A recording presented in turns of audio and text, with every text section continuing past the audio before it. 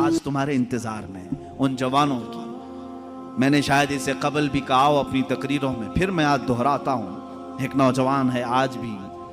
मैं बच्चों से कहता हूँ वक्त को गनीमत जानो मेरे अजीज बच्चों।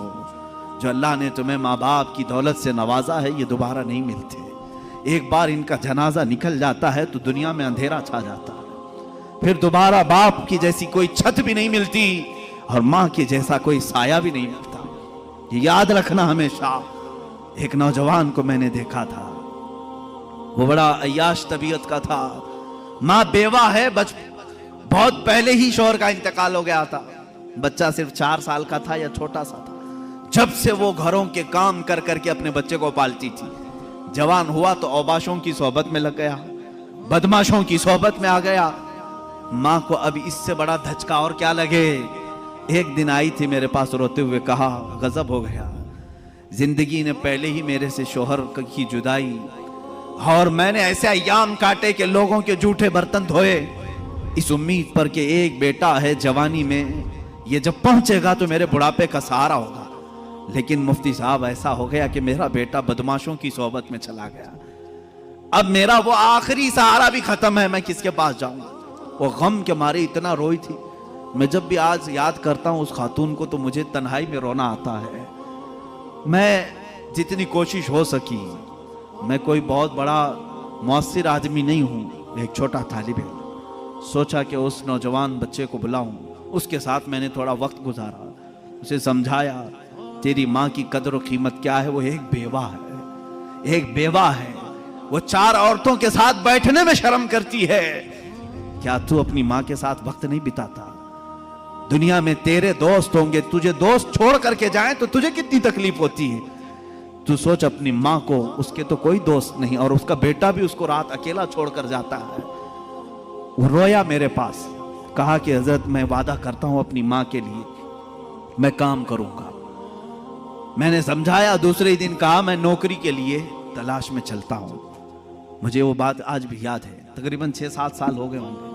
वो नौजवान है अभी भी, वो सुनता भी होगा।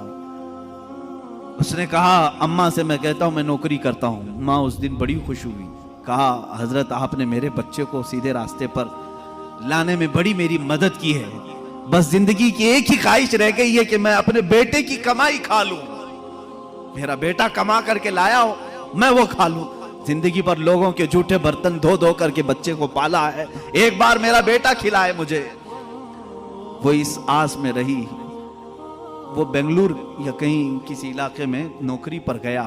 महीना गुजरा था, तनख्वाह आई उसकी। उसने कहा तनख्वाह संभाल कर, पहली तनख्वाह मैं अपनी माँ को लेके जाता हूँ। वो पूरा अपनी तनख्वाह, अपनी सैलरी लेकर के गांव पहुंचा था। उसे पता ही नहीं था उसके घर के पास भीड़ जमा हुई थी। जब उसने देखा तो लोगों ने कहा कि तेरी माँ का रात में इंतकाल हो चुका। उसने वो पैसों का लिफाफा अपनी माँ के कदमों में रखा। आज तक जब कभी वो मिलता है तो फूट कर रोता है, कहता है मेरी माँ इसी आस में दुनिया से चली गई कि बेटे की एक कमाई खा लूं। लेकिन मुझसे ज्यादा बदनसीब कौन है इस दुनिया में जो माँ के कमाए हुए जूठे बर्तन को धोए हुए कमाई तो खा लिया, अपने हाथों का एक लुकमा में अपनी बेवा माँ को खिला नहीं सका। ऐ नौजवानों, क्या इसी का नाम जिंदगी है? क्या इसी का नाम ईमान है?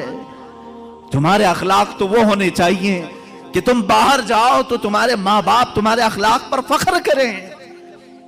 तुम्हारी एक एक कमाई के लिए वो आज भी इंतजार में। एक बात याद रखना, माँ बाप लालची नहीं है तुम्हारे, लेकिन सिर्फ उनकी ख्वाहिश ये होती है कि बेटा अपने पैरों पर खड़ा हो जाए। जब मुर्गी अपने चूजों को खुद खाते हुए देखती है तो खुश हो जाती है। पहले चोंच से दाने तोड़ तोड़ के खिलाती रहती है, लेकिन जब बच्चे खाने के लायक हो जाते हैं तो खुश होती है।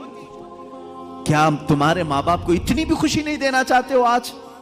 नाज़रीन, अगर आपको ये वीडियो अच्छी लगी है तो इस वीडियो को लाइक कीजिए, शेयर कीजिए और अपने तमाम दोस्तों अहबाब तक इस वीडियो को पहुंचा दीजिए। फिर मिलते हैं इंशाअल्लाह एक नई वीडियो के साथ। अस्सलामु अलैकुम व रहमतुल्लाहि तआला व बरकातुहू।